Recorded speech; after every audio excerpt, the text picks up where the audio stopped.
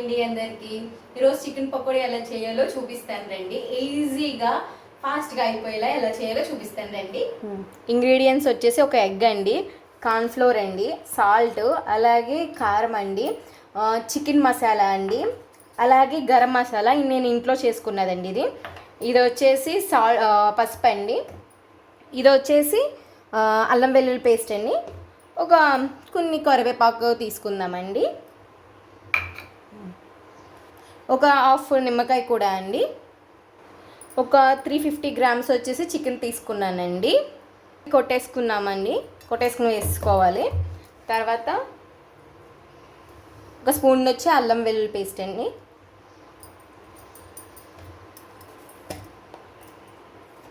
అలాగే పసుపు,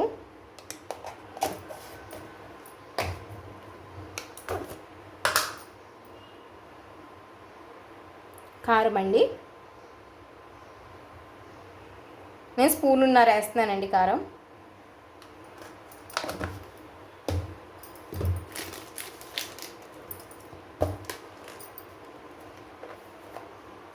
సాల్ట్ అండి ఒక స్పూన్ వేస్తున్నాను నేను,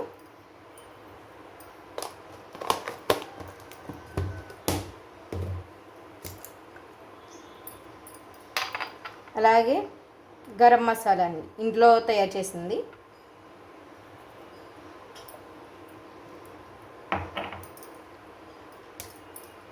అలాగే చికెన్ మసాలా అండి,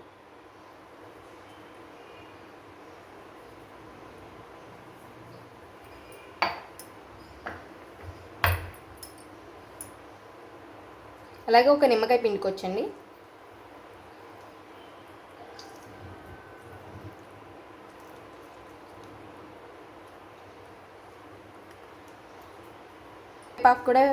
కరివేపాకు కూడా వేసేద్దామండి. ఇదంతా బాగా కలపాలండి.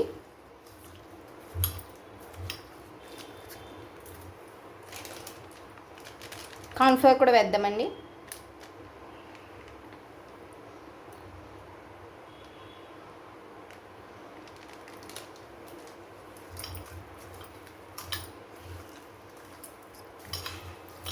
ఇది వచ్చి బాగా కలపాలండి.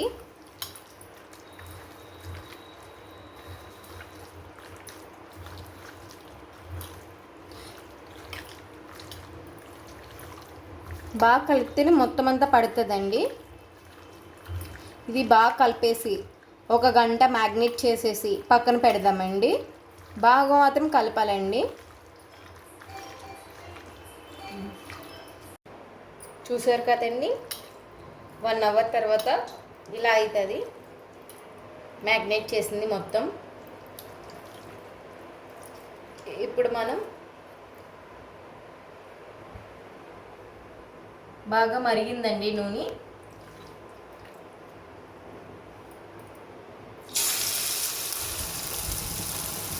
ఎప్పుడు వేయగానే అస్సలు కలపకూడదండి.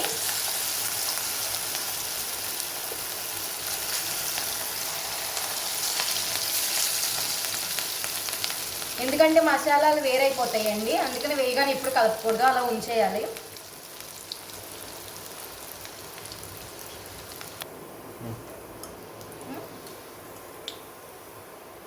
చూసారు కదండి ఎంత బాగా వచ్చినాయో. మనం కలర్స్ గట్టా ఏమీ వేయమండి. ఎందుకు మనం బయటలా కలర్స్ వేసుకుని హెల్త్ పోగొట్టుకోవడం. అసలు ఫస్ట్ ఒక్కొక్కసారి మనం హెల్తీగా తింటాం, మళ్ళీ దాంట్లో కూడా కలర్స్ వేసుకుంటే ఎలాగండి.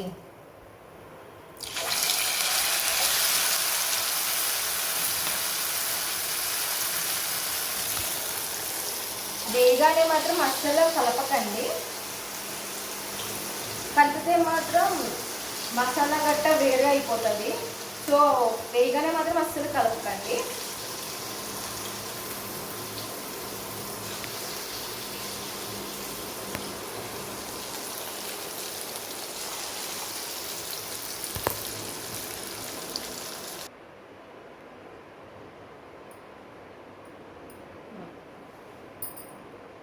చూసారు కదండి ఎంత క్రిస్పీగా ఉన్నాయో. చాలా అంటే చాలా బాగున్నాయండి. పక్కాగా మీరు ట్రై చేయండి. అసలు ఎంత క్రిస్పీగా వచ్చినాయో, ఆ నిమ్మకాయ టేస్ట్ బాబా చాలా బాగుందండి.